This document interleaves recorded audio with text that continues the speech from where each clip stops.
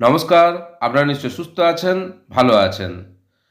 Government of West Bengal directorate of school এডুকেশনের পক্ষ থেকে 13/2/2026 তারিখে একটা গুরুত্বপূর্ণ বিজ্ঞপ্তি প্রকাশ করা হয়েছে, যার মেমো নাম্বার 198-SC/APT, যার সাবজেক্ট হচ্ছে introduction of online file tracking system OFTS in his or her office and the schools under his or her jurisdiction.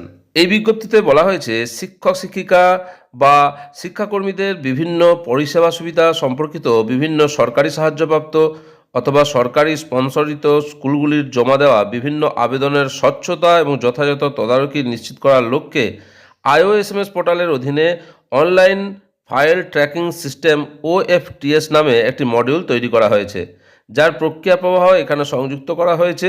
এই অ্যাপ্লিকেশনটির সময়সীমার উপর ফাইলের গতিবিধি ক্যাপচার করার জন্য এবং স্কুল কর্তৃপক্ষ কর্তৃক ডিআই অফিসে জমা দেওয়া নথিগুলির গতিবিধির উপর নজর রাখার জন্য তৈরি করা হয়েছে। ফাইলগুলির গতিবিধি সংশ্লিষ্ট ডিআই অফ স্কুল এসি এবং রাজ্য অফিসের উচ্চতর কর্তৃপক্ষ দ্বারা রিয়েল টাইম ট্র্যাক করা যেতে পারে। স্কুল শিক্ষক শিক্ষিকা এবং শিক্ষাকর্মীদের জন্য অনলাইন ফাইল ট্র্যাকিং সিস্টেম অর্থাৎ OFTS এর যে প্রসেস ফ্লো বা প্রক্রিয়া প্রবাহ সেগুলো একটু জেনে নেওয়া যাক। প্রথমেই হেড অফ দ্য ইনস্টিটিউট বা স্কুল প্রধান ডিআই অফিসের রিসিভিং সেকশনে অ্যাপ্লিকেশন পাঠাবেন ফিজিক্যালি, ই পেনশন ফাইল ছাড়া। তারপর হেড অফ দ্য ইনস্টিটিউশন অর্থাৎ স্কুল প্রধান ওই যে রিসিভ কপি তার প্রথম পৃষ্ঠাটি OFTS এ আপলোড করবেন এবং একটা সংক্ষিপ্ত মন্তব্য সহ ডিআই অফিসের রিসিভিং সেকশনে পাঠাবেন।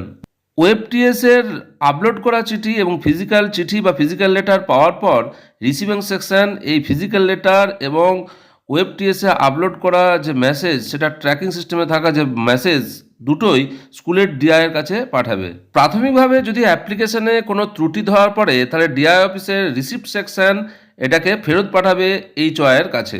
আর না হলে স্কুলের ডিআই চিঠিটি ডিলিং অফিসার বা অ্যাসিস্ট্যান্টের কাছে পাঠাবেন এবং ট্র্যাকিং আইটেমটি OFTS এর মাধ্যমেও পাঠাবেন।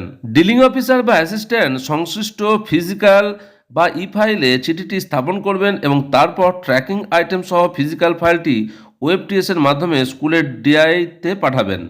স্কুলের ডিআই তার সিদ্ধান্ত যে ফিজিক্যাল ফাইলে দেবেন এবং ফাইল এবং ট্র্যাকিং আইটেম উভয়ই প্রকৃত ফাইল, যে ফিজিক্যাল ফাইল বা ফাইল OFTS এর মাধ্যমে সংশ্লিষ্ট ডিলিং অফিসার বা ডিলিং সহকারীর কাছে পাঠাবেন।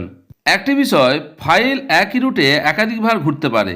একইভাবে ট্র্যাকিং আইটেমটি ডিআই এর চূড়ান্ত পদক্ষেপ না নেওয়া পর্যন্ত ঘোরানো হবে।